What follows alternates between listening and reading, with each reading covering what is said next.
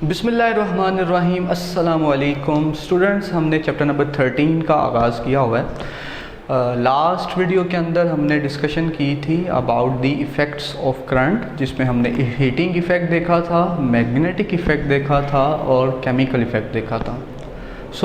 थोड़ा सा ये रिव्यू था। आज हम बात को आगे बढ़ाते हैं। Too much vital law that is we are going to start, जो हमने आज डिस्कस करना है, that is known as Ohm's law. Matric में भी आपने सीखा हुआ है। आज ज़रा थोड़ा सा आपको मॉडिफिकेशन बताएंगे, इसके अंदर इसकी डिस्कशन करेंगे और इसके रिलेटेड डिवाइसेस देखेंगे। ठीक है।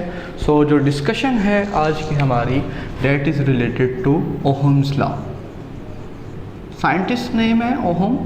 अच्छा, अब इसने लॉ क्या प्रपोज किया, पहले मैं आपको अंडरस्टैंडिंग दे दूं, एक्सप्लेनेशन दे दूं, देन हम जो है वो इसकी वर्डिंग लिखेंगे।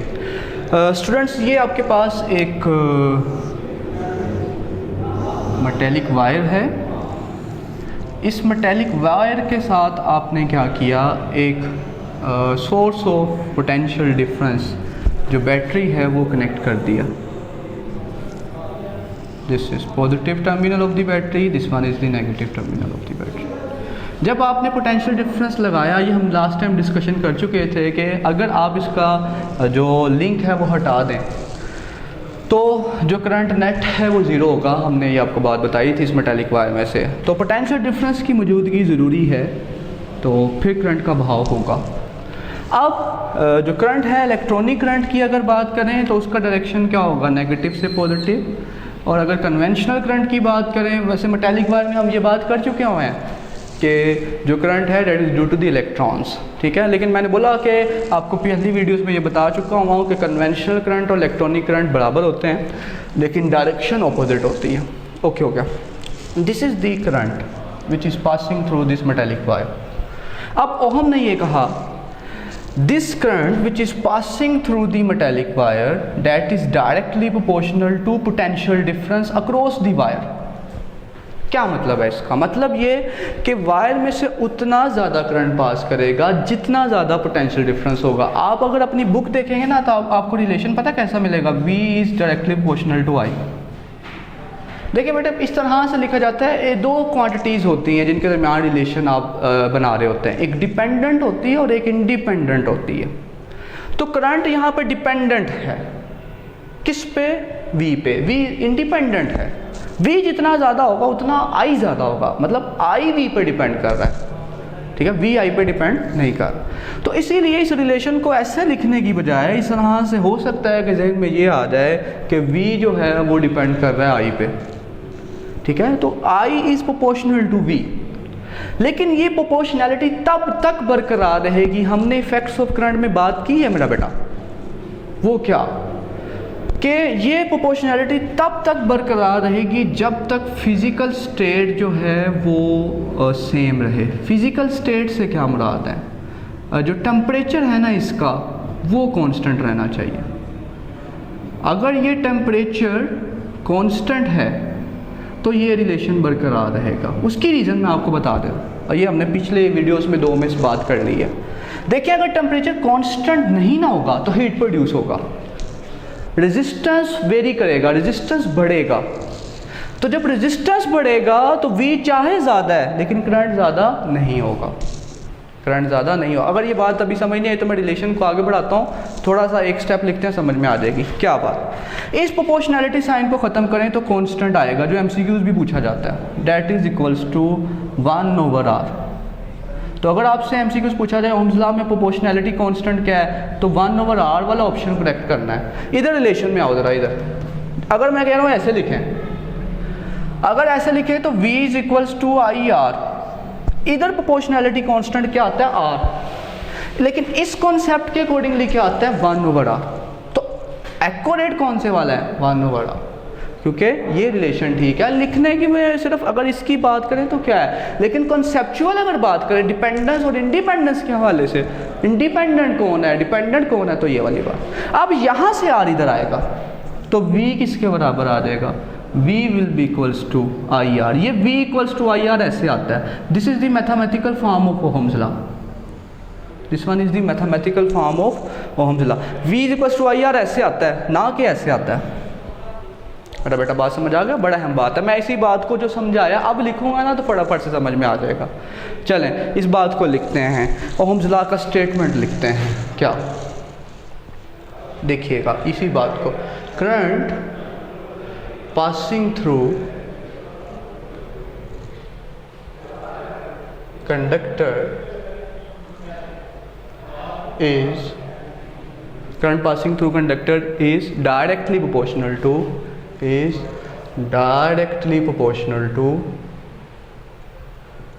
potential difference। कहाँ पे है potential difference? potential difference across the ends of conductor। आपने ends of conductor पे potential difference अप्लाई किया हुआ है, ends of conductor पे is directly proportional to potential difference across the ends of conductor provided, शर्त है कि करंट तब तक पोटेंशियल डिफरेंस के डायरेक्टली प्रोपोर्शनल रहेगा, प्रोवाइडेड, कंडीशन है बस शर्त ये कि provided there is no change of physical state of the conductor, there is no change of physical state. Physical state में कौन सी वाली बात है? सच एज टेम्परेचर, टेम्परेचर में चेंज नहीं आना चाहिए। उसकी रीज़न मैं बता चुका हूँ, क्योंकि अगर टेम्परेचर में चेंज आ गया तो रेजिस्टेंस में चेंज आ जाएगा, और अगर रेजिस्टेंस में चेंज आ गया तो करंट में चेंज आ जाएगा। इधर आओ ज़रा, करंट और रेजिस्टेंस का रिलेशन कैसा है? Inversely proportional. तो रेजिस्टेंस ज़्यादा होगी तो करंट क्या हो जाएगा? कम। तो इसी वजह से टेम्परेचर अगर बढ़ा तो रेजिस्टेंस बढ़ जाएगा, और रेजिस्टेंस बढ़ गया तो करंट कम हो जाएगा, तब प्रोपोर्शनैलिटी बरकरार नहीं रह पाएगी, जो रिलेशन है वो बरकरार नहीं रह पाएगा। ठीक हो गया, बात समझ आ गई। तो हमने रिलेशन क्या देखा? V is equals to I R, this is Ohm's law.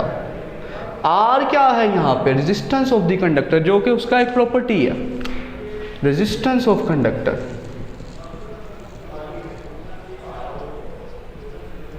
और याद रखो कि जो कंडक्टर है ना, कंडक्टर, उसमें रेजिस्टेंस और टेम्परेचर का रिलेशन डायरेक्ट है। एक्स्ट्रा इन्फॉर्मेशन है, टेम्परेचर बढ़ेगा, इसीलिए तो कहा कि टेम्परेचर कांस्टेंट रहना चाहिए। टेम्परेचर बढ़ेगा, रेजिस्टेंस बढ़ जाएगी, रेजिस्टेंस बढ़ जाएगी, करंट कम हो जाएगा, प्रोपोर्शनैलिटी नहीं रहेगी। ओके, रेजिस्टेंस आ गया। रेजिस्टेंस के जो एसआई यूनिट्स हैं वो हैं ओहम। ओहम किसके बराबर होगा? फार्मूला निकालो, आर किसके बराबर आएगा? V ओवर आई। अब आर के यूनिट्स क्या हैं रेजिस्टेंस के? अभी बताया, ohm. V volt, potential difference के यूनिट मैं बात कर चुका हूँ, और अम्पेयर। अब ओहम को पता है कैसे लिखते हैं? ये सिंबल है इसका, V वोल्ट अम्पेयर, और वी कैन से वोल्ट पर अम्पेयर ऐसे। अब यहाँ से आपसे कहा जा सकता है, जैसे हमने लास्ट टाइम डिफाइन किया था 1 फैरेड 1 वोल्ट, अब यहाँ से आपको कहा जाएगा define 1 ohm. Short question, define 1 ohm. अब आपने खुद ही डिफाइन करना, मैंने नहीं करना। सोचो सोचो, जल्दी सोचो, नहीं दिन में आ रहा, सोचो, मैं बोलता हूँ। When 1 ampere current is passing, यही वाली डेफिनेशन है, बस बता देना है। 1 ampere current is passing through a conductor, ठीक है, ठीक है, due to the potential difference of 1 volt, then the resistance of that conductor will be 1 ohm. ठीक है, अगर 1 वोल्ट पोटेंशियल डिफरेंस अप्लाई करो across the ends of conductor, उसकी वजह से 1 एम्पेयर करंट हो तो रेजिस्टेंस क्या होगी? 1 ओहम होगी। ठीक है, ये बात अब आपने खुद ही लिख लेनी है, मैं बोल देता हूँ। If 1 volt potential difference is applied across the ends of conductor due to which 1 ampere current is passing through the conductor, then the resistance of the conductor will be 1 ohm। तो उसे कैसे लिखेंगे? 1 ohm is equals to 1 volt over 1 ampere। 1 ohm is equals to 1 volt over 1 ampere। ठीक हो गया। अब जो resistance है ना मेरा बेटा, इंशाल्लाह नेक्स्ट वीडियो आने वाली 1-2 वीडियो में के बाद, 1-2 वीडियो के बाद हम बात करेंगे ये रेजिस्टेंस किन बातों पर डिपेंड करती है। रेजिस्टेंस टेम्परेचर पर डिपेंडेंस है एक, तो भी आपने देखा, और इसके अलावा जो कंडक्टर है ना, ये इसकी एरिया पे और लेंथ पे भी डिपेंड करती है। तो इंशाल्लाह इसके ऊपर भी हम बात करेंगे कि वो फैक्टर्स जिस पे रेजिस्टेंस डिपेंड करती है, टेम्परेचर पे, एरिया ऑफ द कंडक्टर पे, लेंथ ऑफ द कंडक्टर पे। इंशाल्लाह मैंने बोला एक वीडियो के बाद जब बात करेंगे तो आपको दिखाऊंगा प्रॉपर कि ये बात आ रही है। अब ओहम्स लॉ की डेफिनेशन के बाद, ओहम को डिफाइन करने के बाद, there are two types of devices, दो तरह की डिवाइसेस होती हैं। एक को हम नाम देते हैं ओहमिक डिवाइसेस का और एक को हम नाम देते हैं नॉन ओहमिक डिवाइसेस का। तो सिंपल हम सबसे पहले बात करते हैं ओहमिक डिवाइसेस। जी मेरा बेटा, ohmic devices simple those devices which obeys ohm law, which follow ohm law, जो मानते हैं, जो डिवाइसेस ओहम लॉ की बात मानते हैं, ओहम लॉ को मानते हैं, they are known as ohmic devices. Those devices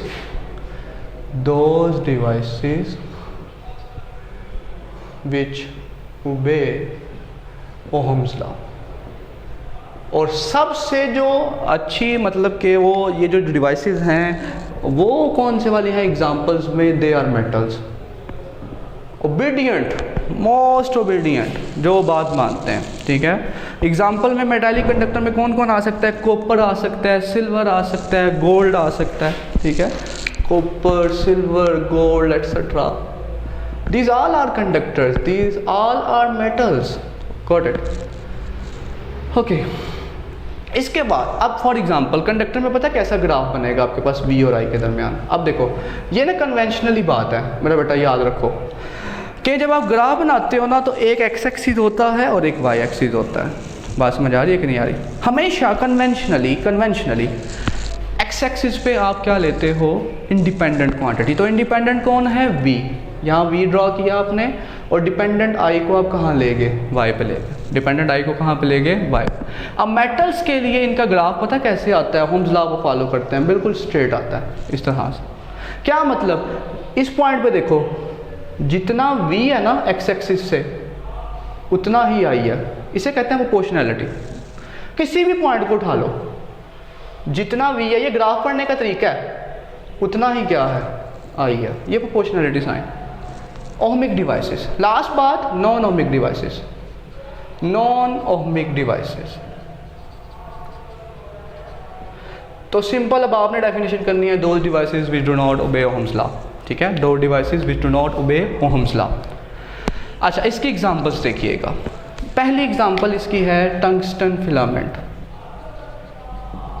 ठीक है, ये टंगस्टन एक एलिमेंट है जो पुराने मतलब कि क्या कहते हैं बल्ब इस्तेमाल किए जाते थे जिनका लाइट येलो होता था। अभी तो ये हम एनर्जी सेवर्स यूज़ करते हैं ना, LEDs यूज़ करते हैं। उसमें एक जो है वो वायर लगी होती थी जो कि टंगस्टन फिलामेंट होती थी। स्टार्ट में क्या होता था? ग्राफ क्या शो करता था? स्टार्ट में क्या होता था?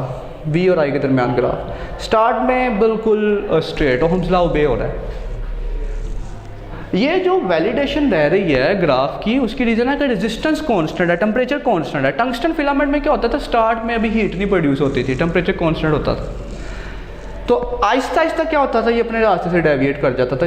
इसे जाना तो ऐसे चाहिए था, ठीक है, रास्ते से डेविएट कर गया। क्या रीज़न है कि स्टार्ट में ओहम्स लॉ वैलिड रहा, लेकिन जैसे जैसे टेम्परेचर बढ़ा, हीट प्रोड्यूस हुआ, तो ये जो वैलिडेशन है वो क्या हुई? नहीं बरकरार रह पाई। तो ये एग्ज़ाम्पल है नॉन ओहमिक डिवाइसेस की। उसके बाद एक एग्ज़ाम्पल है हमारे पास diode, semiconductor diode. Semiconductor diode मेरा बच्चा, सेमीकंडक्टर डायोड भी नॉन ओहमिक डिवाइसेस हैं। ये आपने पता है कहाँ पढ़ना है सेमीकंडक्टर वाला कॉन्सेप्ट? Chapter number 17। और डायोड आपने पढ़ना है चैप्टर नंबर 18 में, इलेक्ट्रॉनिक्स है उसका नाम। इसी किताब में चैप्टर नंबर 18 इलेक्ट्रॉनिक्स है, उसमें आपने सेमीकंडक्टर डायोड के बारे में पढ़ना है। अब इसका कर्व कैसे आता है? यहाँ पे देखिएगा, मैं थोड़ा सा कोशिश करता हूँ यहाँ पे बनाने की। ये VI, तो इसका क्या होता है? पहले नेगेटिव और फिर ये ऐसे। There is no sequence, no uniformity. एक और बड़ी अहम बात तवज्जो रखनी है मेरा बेटा, गौर से सुन लेनी है। कंडक्टर्स में इधर देखिएगा, resistance is directly proportional to temperature. Temperature बढ़ाएंगे रेजिस्टेंस बढ़ जाएगा, लेकिन सेमीकंडक्टर में resistance is inversely proportional to temperature. Temperature बढ़ाएंगे रेजिस्टेंस कम हो जाएगा। सर ये कैसी बात कर रहे हैं? इंशाल्लाह 17 और 18 चैप्टर जब आप पढ़ेंगे आपको इसका आंसर प्रोवाइड किया जाएगा कि Y in semiconductor diode with the increment in temperature there is a reduction in the resistance. Okay, so this is all about the Ohm's law.